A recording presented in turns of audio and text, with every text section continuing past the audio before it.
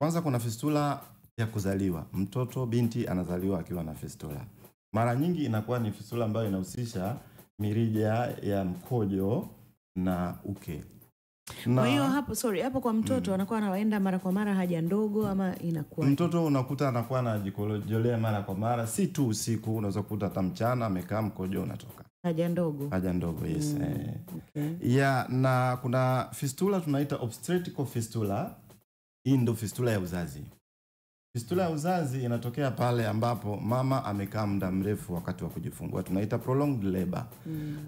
Aidha mpita njia anakuwa mkubwa kuliko njia. Nikimaanisha mtoto mkubwa kuliko njia alafu akalazimishwa kupita kwa haraka. Sasa kulazimishwa kupitwa kwenye nyonga ambayo haimfiti. Hivyo kupelekea kwamba kichwa cha mtoto kikiwa kikubwa kinasugua pale kwenye kibofu cha mkojo na fistula inaweza ikatokea. Lakini kuna aina nyingine ya fistula tunaita iatrogenic fistula.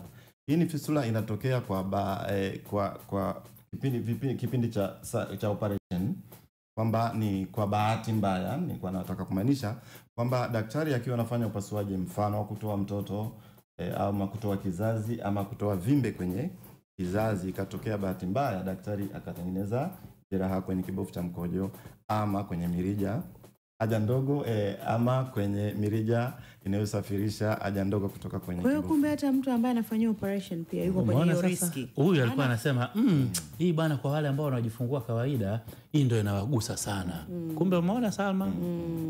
Ina play kote. Lakini huku ni kwa kiwango kidogo sana kwenye operation. Kwenye operation ni very rare but it happen.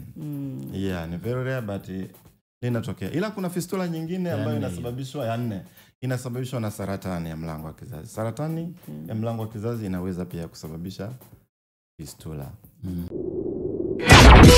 Good morning. Habari za asubuhi.